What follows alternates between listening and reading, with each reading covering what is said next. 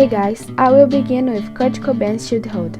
He was born in Aberdeen, in south of the state of Washington, United States, on 1967. He was the son of a mechanic and a waitress. Kurt grew up in a family with a musical tradition, where his uncles played in bands in the area. At the age of 2, he began to sing, usually what his mother would play with her DVD player. When he was 9 years old, his parents separated, and Cobain became a recluse and rebellious child. He spent most of his time alone listening to music and painting. With no right place to live, he lived with his relatives until they threw him out of their house, due to his rebellious attitudes and sometimes crimes.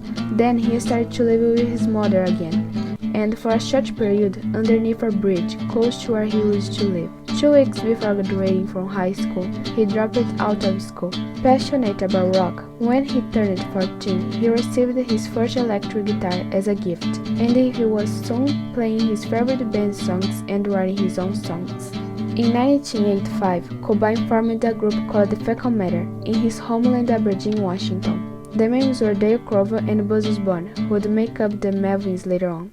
However, the band didn't last more than a year. By then, Kurt had dropped out of the school, and he was an angry social outcast who used music as an outlet. But during his time at Fecal Matter, music was all that mattered to him. Initially, it consisted of Cobain on guitar and vocals, Dale Crover on bass, and Greg Roxon on drums. In the summer of that year, Roxon left the band. Later that the same month, Cobain and Crover went to Cobain's old house in Seattle with a large book of song lyrics, and recorded the demo Iliteracy Will Prevail, in a free translation into Portuguese, means something like O analfabetismo vai prevalecer. Cobain recorded guitars and vocals, while Crover recorded bass and drums. In January 1986, Buzz Osborne joined them as a bassist and Mike Diller as a drummer. According to Michael Azerrad's book Comme as You Are, the story of Nirvana, Cobain felt that Osborne didn't take the band seriously and refused to buy a bass and an amp. In February, Fecal Matter disbanded, and the Melvins recorded their debut EP. After Fecal Matter disbanded, Cobain began passing the demo tape to his peers, hoping to form a new band. He wanted to start a band with his friend Chris Novoselic at the time. After listening to the tape, and particularly liking the track Spank 2, Novoselic agreed to form a band, all in mid-1986. This band in effect would come to be known as Nirvana. Bleach, Nirvana's debut album, was released on June 15, 1989 on the influential Sub Pop label, and the band's mix of punk and older rock, some genres that came to be known as grunge began to take root. One of this album's most known songs is About a Girl.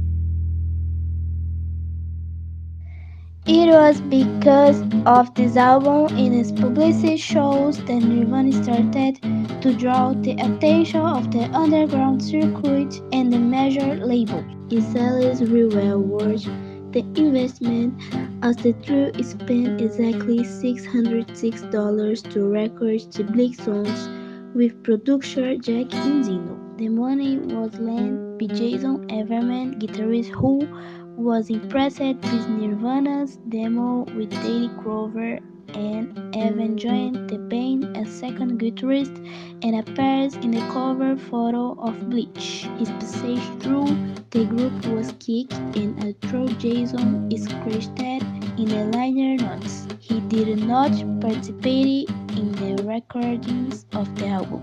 At the time, they sold approximately 40,000 copies of this album, what made them get to the more shows and be well known in the underground scenes. Before starting the recording of their new album, Jason Everman got kicked out of the band because of how he started to lose the touch of the band members. Also, Chad Channing, the drummer, was considered good by Cobain, but they had to kick him out as their sound was becoming more pop, and Chad was a heavier kind of drummer. In his place, Dave Grohl joined the band. Meanwhile, Cobain was writing new music. Kurt was frustrated with the heavy rock label had performed in Seattle, and so, according to Dave, the group began writing songs as simple as possible. There were some problems with the Sub Pop label in the early 1990s. Therefore, the band needed a new label. Several records labels sought out the group, but Nirvana eventually signed Together Records, DCJ Records. In the beginning, the Nevermind album would be called Ship. Most of the basic arrangements of the songs were finished by this time, but Cobain was still working on the lyrics, and the band wasn't sure which songs they would record. Ultimately, 8 songs were recorded: Imodium, later renamed Breathe, Dive, later released as the B-side to Sliver, In Bloom, Play, later renamed Stay Away with new lyrics, Sape, Lithium, Rich Comes Now, and Polly. With a band of $6,500, Nirvana recorded Nevermind at Sound City Studios in Van Nuys, California, USA, between May and June of 1991. The band had planned to record more tracks, but Cobain severely strained his voice on lithium, forcing Nirvana to shut down recording. And after a lot of work, finally the album, the great Nevermind album, was released on September 24, 1991. US recorded stores received an initial shipment of 46,000 copies, while 35,000 copies were shipped to the UK, where Bleach had been successful. The lead single, Smells Like Teen Spirit, had been released on September 10th with the intention of building an alternative rock fanbase. The band went on a short American tour 4 days before the release date to promote the album, which was a total success! Yeah! Nevermind was already selling well, but a few months later, the band grew significantly as Smells Like Teen Spirit unexpectedly became increasingly popular. The song's music video was premiered worldwide on September 29, 1991 on MTV's nightly show 120 Minutes, but it soon became so popular that the channel began airing it during the day. No surprises, this song is a great teenage rebellious song.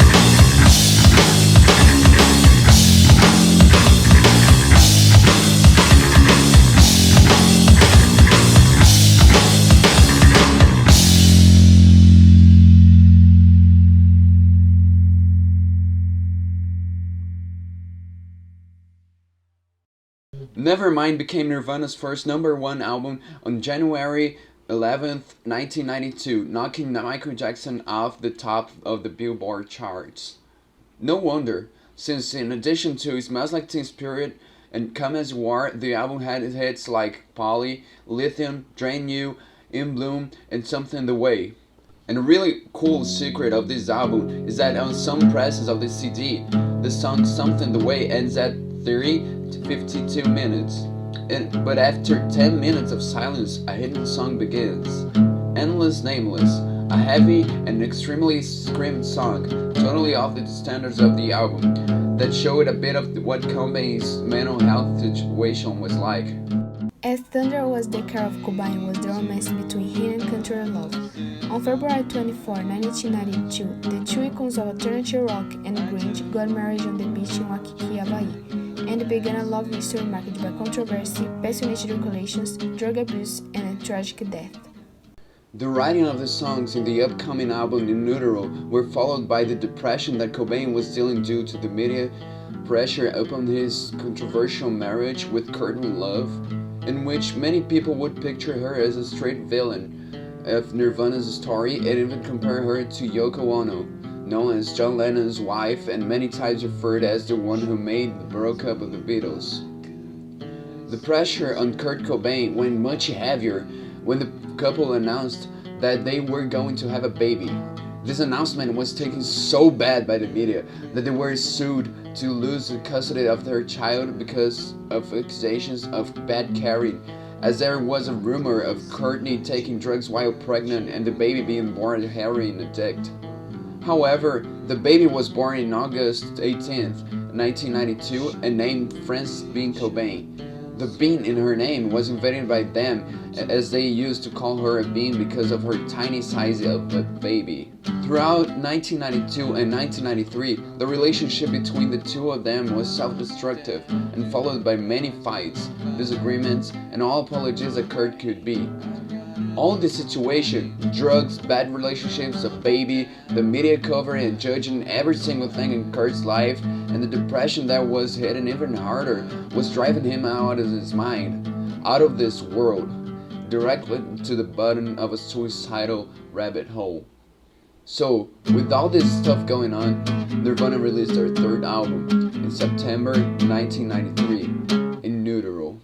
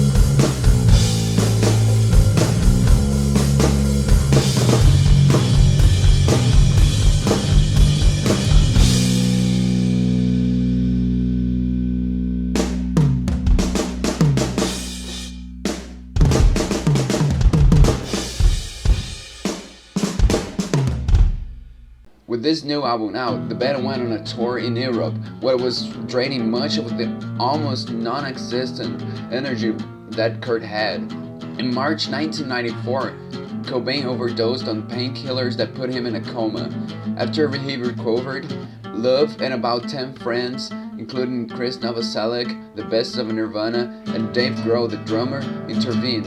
The whole singer threatened a divorce, and Novoselic and manager Pat Smear promised to break up Nirvana if Cobain didn't go to a rehab clinic. He started the rehab, but only 3 days later he walked out of the rehab center. At this stage, not even the Nirvana members were feeling like playing on the stage with Kurt anymore. They could feel a bad aura that Kurt had on him. In the middle of all these concerts from this tour, Cobain went back to Seattle, where he had an isolated house within the forest. Cobain rented around town with no clear agenda in his final days, though they suspect he stopped by a gun shop to buy more rounds of ammunition. Neighbors say they spotted Cobain in a park near his house during this period, looking ill and wearing an incongruously thick jacket. Sometime on or before the afternoon of April 5th, Cobain barricaded himself in the greenhouse above his garage by propping a stool against its French doors. The evidence at this scene suggested he removed his hunter's cap, which he wore when he didn't want people to recognize him, and dug into a cigar box that is believed to have contained his drug stash. He penned a one-page suicide note in red ink.